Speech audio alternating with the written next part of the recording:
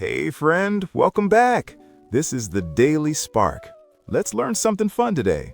I am sitting here looking at my hands right now. They are covered in blue paint. Oh, you finally started the living room project? I did. I finally stopped putting it off, and it is incredibly messy. I love a good mess. It means a real change is happening. But talking about home design can feel really scary for English learners. Right. It feels like you need to be a professional designer. Like you need to know 100 fancy architecture words. But you really don't. It's mostly just about how a space makes you feel. Exactly. Talking about home makeovers and expressing your personal style is easier than you think. Maybe you just want to tell your friend you bought a new lamp. Or maybe you want to explain why your bedroom feels sad. And suddenly you get stuck. You feel like your English is too basic. We have all been there. It is a very normal frustration. So today, we're giving you the everyday tools to paint your sentences. No professional degree required. Just you, us, and a little bit of color. So let's jump right in. Have you ever looked around your living room and felt like everything was just a little too boring? Oh, definitely. My old apartment was basically a cardboard box. A cardboard box? That sounds terrible. It really was. White walls, a gray sofa, and a gray rug. Oh, and one tiny, sad plastic plant in the corner. Just one plastic plant? I know. I thought the whole gray thing was super modern, but really, it was just sad. Every time I came home, I felt sleepy. Ah, yes. Builder beige and boring gray. Honestly, those are the saddest colors in the world. A room is kind of like an outfit, How do you mean? Well, think about it. If you wear only gray sweatpants every single day, you feel tired. But if you put on a bright yellow sweater, you certainly feel awake. That is so true. Your room does the exact same thing to your brain. That is a brilliant metaphor.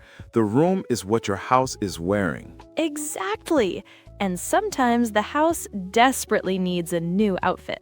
But it's so hard to know where to start. You decide to change things, and then you just stare at a blank wall. Yes.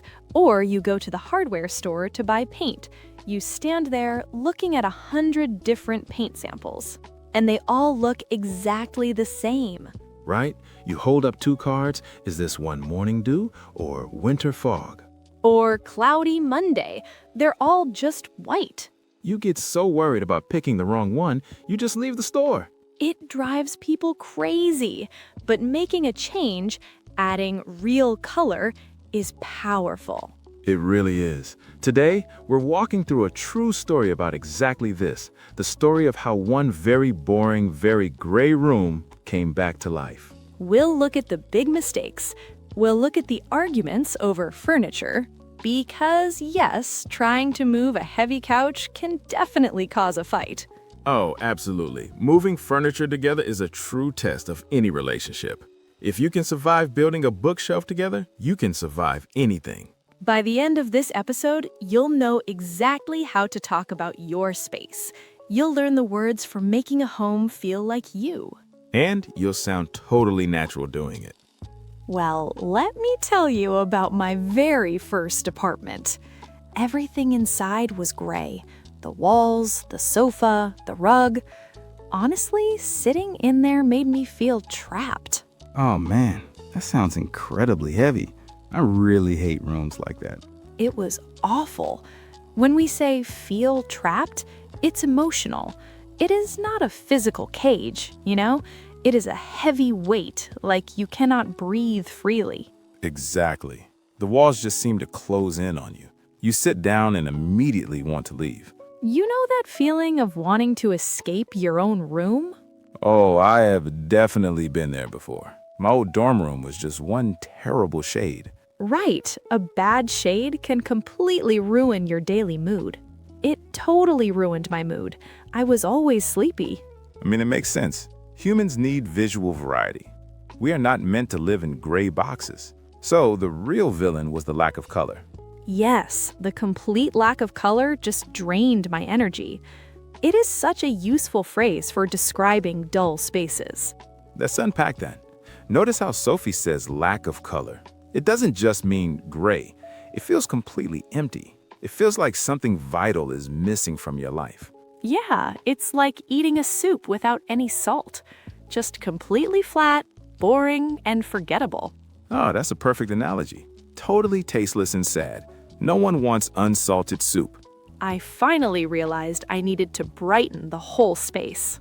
To brighten means to bring light or joy back in.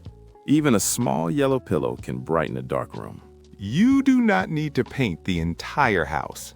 Exactly. So here's your practical use it tomorrow tip. Take a good look around your own living space tonight. Ask yourself how the room actually makes you feel inside. If you feel trapped by a lack of color, act.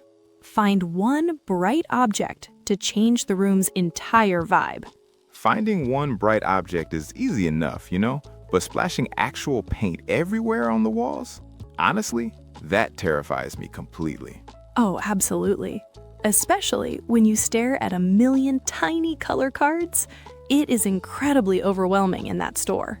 Right, so I marched in there and said something ridiculous.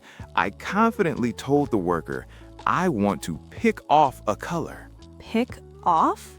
Like you're pulling a little bug off a leaf? Exactly. The poor guy looked at me like I was totally crazy. He backed away slowly. Well, naturally. You wanted to pick out a color, not pick it off. Yeah, pick out feels so much better to say. It really does. Using pick out feels careful and intentional.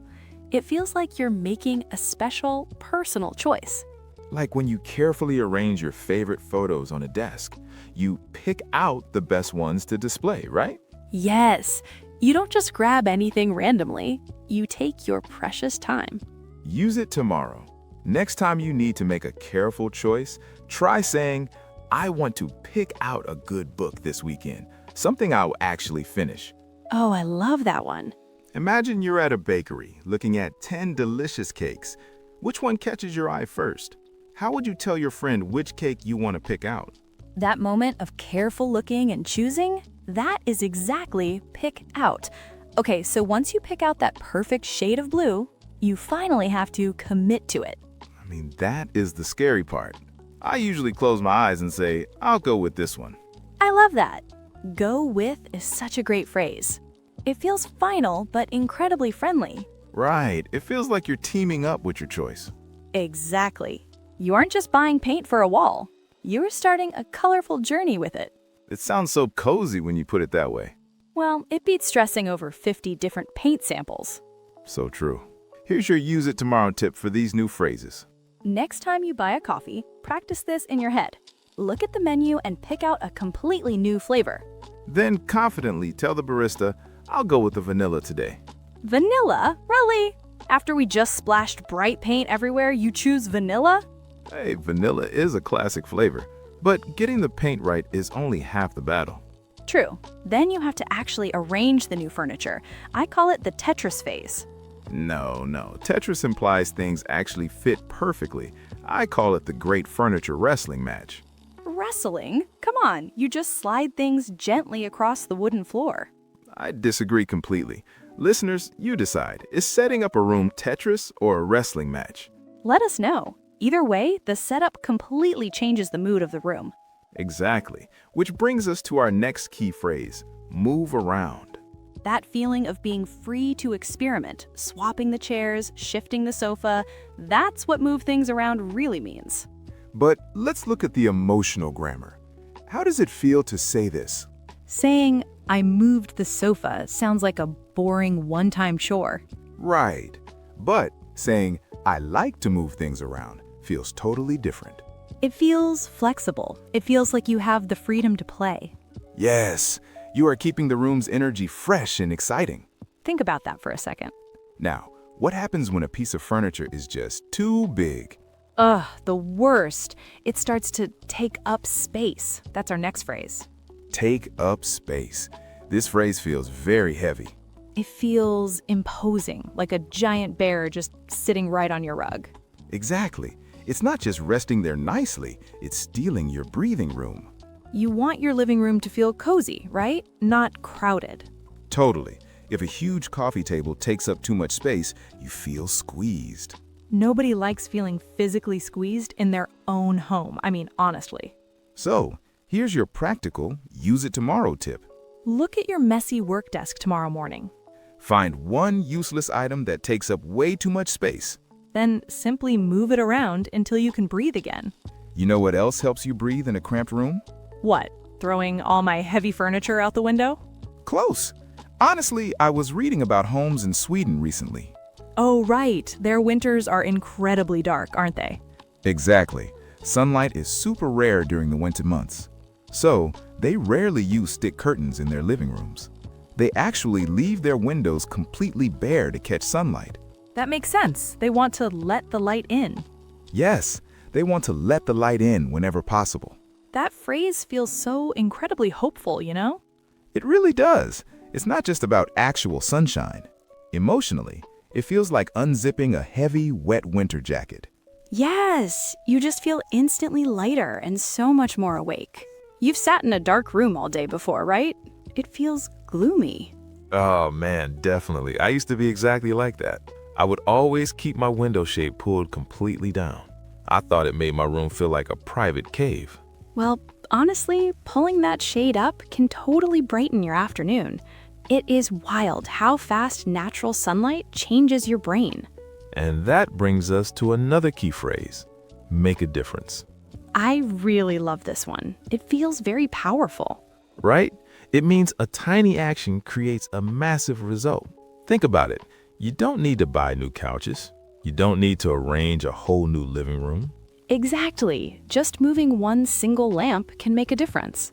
It feels like finding the final missing puzzle piece. It suddenly makes everything else in the room work perfectly. So here's your practical use it tomorrow tip. Tomorrow morning, do not look at your phone first thing. Walk straight over to your biggest window instead. Pull those curtains completely open before you do anything else. Let the light in and see how it changes your morning. Once that morning sunlight hits your freshly painted walls, the real magic happens. It honestly does. The whole picture finally comes together perfectly. Picture this exact scenario in your mind. You just spent 6 hours painting and moving heavy sofas. You are completely worn out. You are literally covered in dust. You drop your brush, you walk out to the hallway. You turn around, you look at the entire room from the doorway. Suddenly, all those wild color choices make perfect sense. Can you guess the phrase for that moment? The phrase is step back. And if you felt that urge to step away and look at everything, you already understood it. Exactly. Taking a step back is not just moving your feet. Right. Emotionally, it feels like hitting pause to appreciate your hard work. You stop obsessing over tiny details. You see the big picture. You step back to see how the new yellow walls brighten the space. It completely changes the mood of the whole apartment, you know? It really does. It is pure relief and deep pride. And then the absolute best part happens, the ultimate reward. The space stops being just a random box of drywall. It finally starts to feel at home. I love that phrase so much. It feels incredibly secure. Think about staying in a fancy hotel. It looks very nice. But it never feels at home, right? It lacks your messy personality. Exactly. Feeling at home means you can fully relax your shoulders. When a room is truly cozy, it hugs you back. Like putting on your absolute favorite sweater on a rainy day. That is the perfect analogy. It just fits you perfectly. Honestly, that is why we decorate in the first place. We want our outside world to match our inside feelings. Well, here's your practical tip to use tomorrow. When you finish a big project, don't rush away. Don't immediately jump to the next chore on your list. Take a step back. Admire your hard work for 1 minute. Let yourself feel at home in your own accomplishments. And speaking of accomplishments, let's review the colorful words we learned today. All right, let's gather up all the new vocabulary from today's story. We covered some fantastic design words. Let's start with brighten. You might have heard us say brighten when talking about adding a pop of color. Exactly. Think about walking into a dark, heavy room.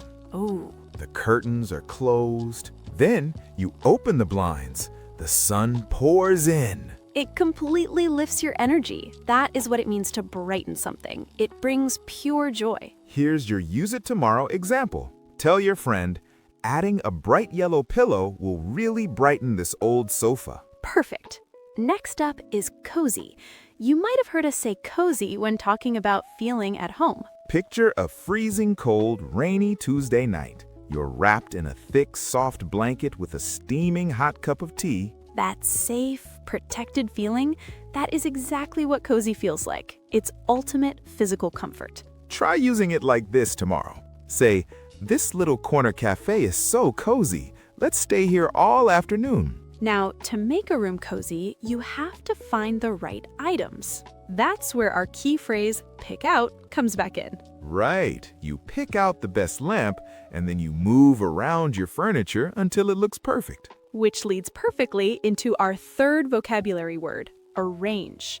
You might have heard us say arrange when discussing where to put that lamp. It's the action of deciding where things live. You don't just drop a heavy chair in the middle of the room. No way. You arrange it. You place it with purpose so the room flows nicely. If you don't arrange things well, they just take up space. Remember that key phrase? Oh, absolutely. Nobody wants useless things taking up space. So for arrange, use this tomorrow. Can you help me arrange these fresh flowers in the vase? Beautiful. Let's move on to our fourth word, mood. You might have heard us say that a living room has a certain mood. It is that invisible feeling in the air. Think about a hospital waiting room. It feels tense and sterile, right? Yes, but a nice old library feels calm and peaceful. That underlying emotion is the mood. Here is how you can use it tomorrow. Turning off the harsh overhead lights really changes the mood of the dinner. So true. Finally, let's look at our last word, shade. You might have heard us say shade when talking about paint cards. You know when a color feels almost right, but something is slightly off? The difference is usually in the shade, the subtle version within the same color family. When you go to the paint store, it's never just blue. Never. It's sky blue or ocean blue. Right. Using shade is precise. It shows you care about the exact mood of the color. For your use it tomorrow sentence, try asking a store clerk this: I really love that sweater, but do you have it in a darker shade? Well, look at that. We are almost out of time for today's chat. Time flies. You know, learning a language is actually a lot like painting a boring room. That is so true. Sometimes you feel totally stuck in a gray phase with your English. Exactly. You feel like your words are just plain, just like flat builder beige paint on a blank wall. You know the basic grammar, but it feels a little empty. But every single time you learn a new descriptive phrase, you add a bright splash of color. You are turning your spoken English from dull gray into something vibrant, just by adding new words. So keep painting. Expressing your personal style is easier than you think. It just takes practice. Here's your listener challenge for the week. Try using the word cozy tomorrow. It's such a beautiful, warm word. Yes, when you sit on a soft chair or put on a thick winter sweater, just say out loud, "This is so cozy." You can use it for a hot cup of coffee, too.